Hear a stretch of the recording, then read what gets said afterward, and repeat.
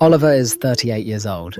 He has trained consistently for 6 years. He can deadlift serious weight, his rows are strong, and his pull-up numbers are respectable. He also used lifting straps on almost every pulling movement for 2 years straight, because his grip was always the first thing to fail. For 2 years, his deadlift, his rows, and his pull-up volume all plateaued at roughly the same point. He changed his program twice. He added volume. He tried different rep ranges, nothing moved. Then he dropped the straps from all but his heaviest final deadlift sets, added dead hangs and farmer's carries to his sessions, and within 12 weeks his pulling lifts climbed without a single other change. The straps had been solving a problem that was also the training stimulus he needed most. I'm George, and I've got your raw daily fuel for today. On the River Thames, the men who competed in the Doggett's Coat and Badge race, the oldest continuously running rowing race in the world, were watermen who spent their working lives pulling passengers and cargo across the river. Their grip on the oar was not a secondary consideration. It was the point of contact between every watt of leg drive, every degree of backswing, and the water itself. Without grip, none of that force transferred. The blade skipped, the stroke was wasted, and the race was lost.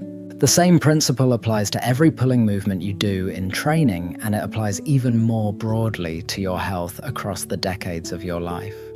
Grip strength is one of the strongest independent predictors of all-cause mortality identified in large population studies. The 2015 Pure study, published in the Lancet, followed over 140,000 adults across 17 countries and found that each 11-kilogram reduction in grip strength was associated with a 17% increase in cardiovascular mortality and a 16% increase in all-cause mortality, independent of age, smoking status, physical activity, and every other lifestyle factor measured. This was not a marginal association. It was one of the strongest predictors in the entire dataset, stronger than blood pressure in predicting cardiovascular death. Grip strength is not a party trick. It is a window into the overall health of your neuromuscular system, and that system governs whether you can carry groceries, climb stairs, open jars, and live independently at 80.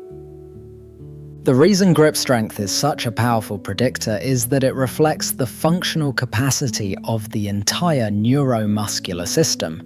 Muscle quality, neural drive, tendon integrity, and motor unit recruitment all contribute to how hard a man can close his hand around an object and hold it. When those systems are in good health, grip strength is high. When they degrade, grip strength falls first, because the hand and forearm are among the first areas to reflect systemic neuromuscular decline. A dynamometer test in a clinical setting takes 30 seconds and predicts outcomes that most physicians spend hours investigating through far more invasive means. The good news is that grip strength responds to training at any age, and you are almost certainly already doing movements that develop it as a byproduct. Farmer's carries, dead hangs from a pull-up bar, and heavy barbell rows all load the grip directly. If those movements are already in your program and you are performing them without straps, your grip is developing alongside your other lifts. If you want to accelerate development, direct grip training adds a meaningful stimulus on top of that byproduct work. Thick bar work forces the hand to generate more crush force across a larger diameter. Towel pull-ups remove the rigid surface entirely and force the grip to stabilize under load rather than simply close around a fixed bar. Plate pinches, holding a weight plate between the thumb and fingers without the benefit of the bar, isolate the pinch grip that most standard training never directly addresses. The most common reason lifters plateau in grip strength far sooner than in any other area is consistent strap use. Straps are useful tools in a specific context. When grip genuinely fails before the target muscle group does, on the final heavier sets of a deadlift session, for example, straps allow you to continue loading the back, the hamstrings, and the hips, without the grip becoming the limiting factor. That is a legitimate use. The problem is that most lifters use straps from the first warm-up set to the last working set of every pulling session, every week, for years. The grip is not trained, not fatigued, and not stimulated to adapt.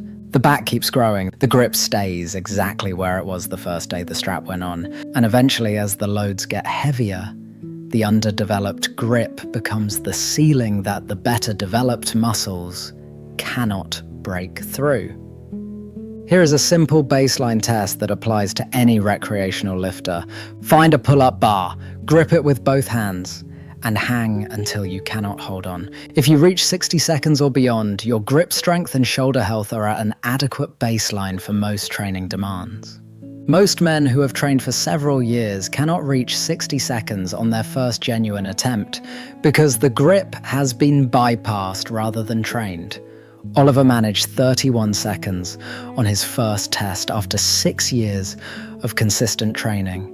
After 12 weeks of strap-free sessions and direct grip work, he reached 78 seconds and set a personal best on his deadlift in the same month. Here is your challenge for the next 7 days. Remove straps from all sets this week except your heaviest final deadlift sets. After your last session of the week, find a pull-up bar and dead hang until failure. Record your time. If you reach 60 seconds, your grip baseline is solid. If you do not, that gap between where you are and 60 seconds is your grip development opportunity. That is where you begin. The oarsman does not ask the river to hold the blade. The grip is his, as it is yours. I'm George, and that is your Raw Daily Fuel. Subscribe to Raw Daily Fuel. Diverse voices, global perspectives, one mission. Building strength that lasts a lifetime.